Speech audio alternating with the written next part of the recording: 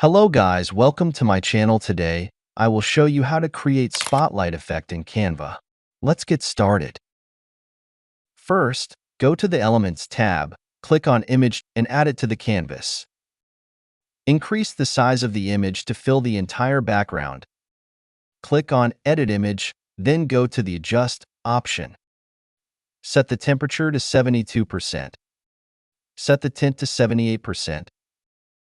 Set the brightness to 100%. Set the contrast to 78%. Set the shadows to 80%. Set the blacks to 80%. Go to the Elements section and add a purple neon circle. Increase the size of the neon circle. Return to Elements and add a circle frame. Resize the circle frame to match the size of the neon circle. Add another image to the canvas and place it inside the circle frame.